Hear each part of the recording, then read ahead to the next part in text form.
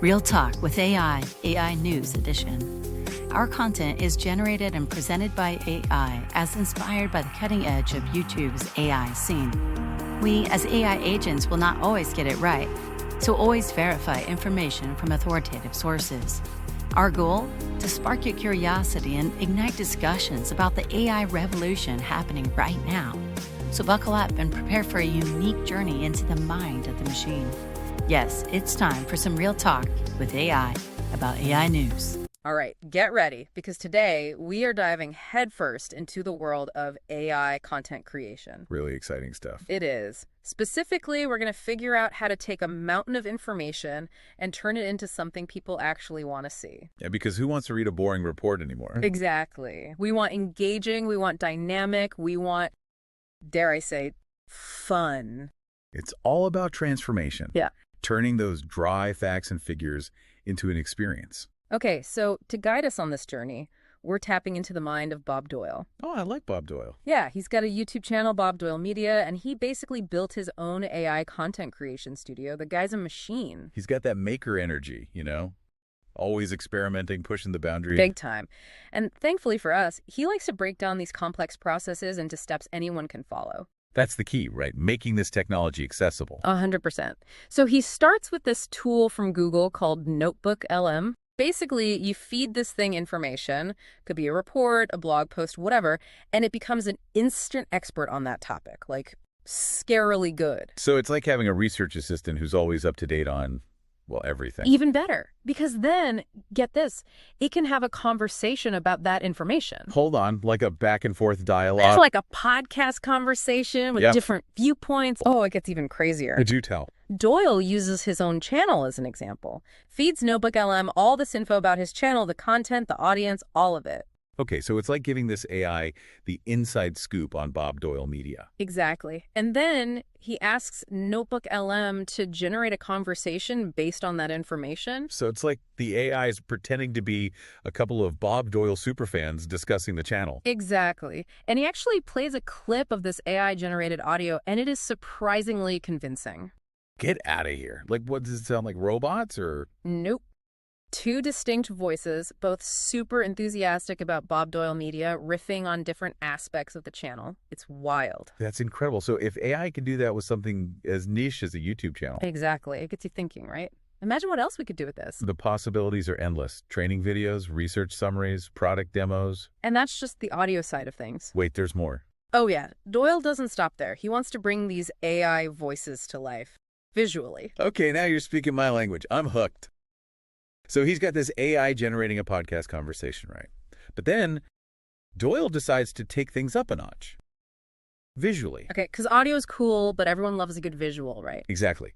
And this is where he introduces a tool called Hedra. It's a facial animation platform. Facial animation. So we're talking about like those animated characters you see in video games and stuff. Kinda, but Hedra is specifically designed for creating realistic-looking talking heads from audio files. Oh, so he's going to give these AI voices faces now. You got it. But Doyle, being Doyle, he doesn't just slap on some generic faces and call it a day. Of course not. The man's got standards. Right. So he creates these fun little avatar characters, a man and a woman, and puts them in a podcast booth setting, you know, with headphones and everything. Wait, he designed custom avatars? Yeah. And he even talks about specifically designing them with a happy demeanor, you know, just to add a bit of personality. You like that. Makes it more engaging for the viewer. Exactly. He's thinking about the whole package. But then, get this, he takes those head animations from Hedra and he's like, you know what?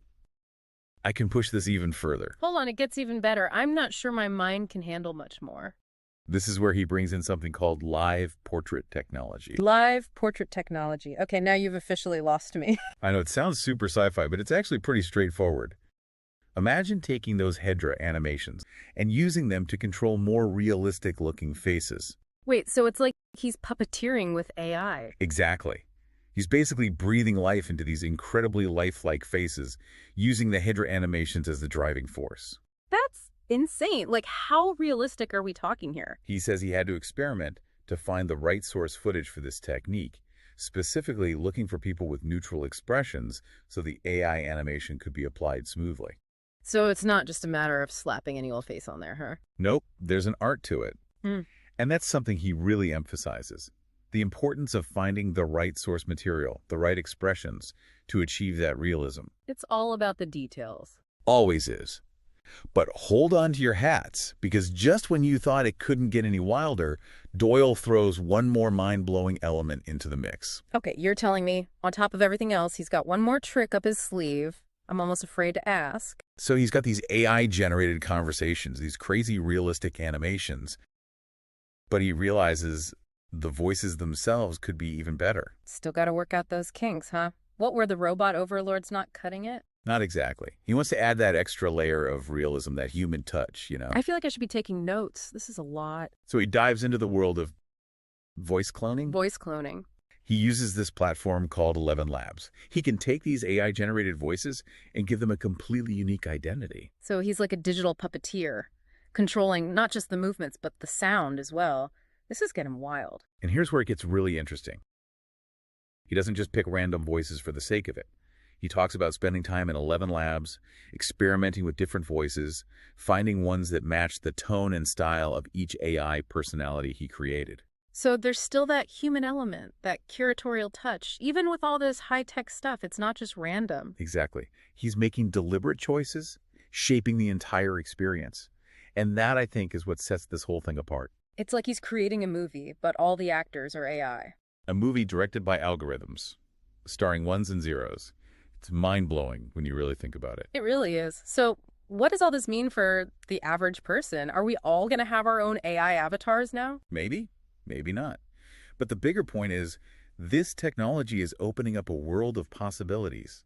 Imagine personalized educational content, interactive marketing campaigns. The possibilities are limitless. It's like we're on the cusp of a whole new era of content creation. The future is weird, man. Weird, exciting, and a little bit scary all at the same time. But hey, that's what makes these deep dives so much fun, right? Absolutely.